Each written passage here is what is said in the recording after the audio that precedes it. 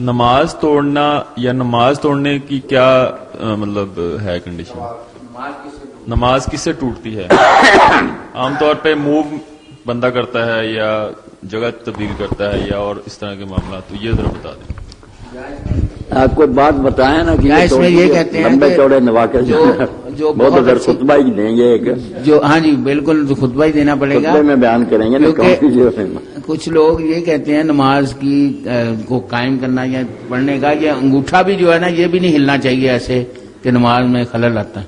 ہاں یہ شفیق نے جو بات کہی نا کہ بعض لوگ یہی کہتے ہیں کہ دایاں پاؤں جو ہے نا اس کا انگوٹھا جو ہے نا یہ کیلی ہے، یہ اپنی جگہ سے ہل جائے تو جیسے چکی کا پوڑ اپنی جگہ سے ہل گیا ایسے ہی نماز نہیں. ایسی کوئی بات نہیں، نہ نماز ایسی چھوئی میں کوئی نہیں، یہ سب ٹھیک ہی ہیں.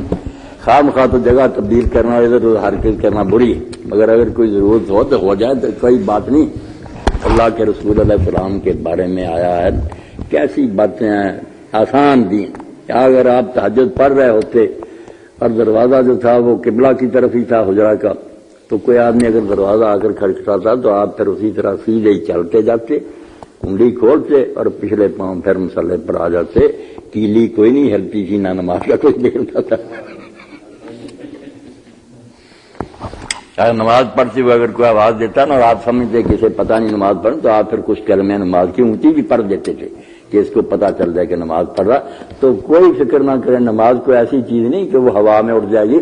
خیر ایک مرتبہ تو حدیث پاک میں آتا ہے آپ نے لوگوں کو سکھانے کے لیے ممبر پر نماز شروع کی. ممبر پر چڑھ گیا، وہاں جا کر اللہ اکبر قرات وہاں کی، پھر پچھلے پاؤں ممبر سے اترتے آئے، سجدے نیچے کیے، پھر اوپر چڑھ گئے.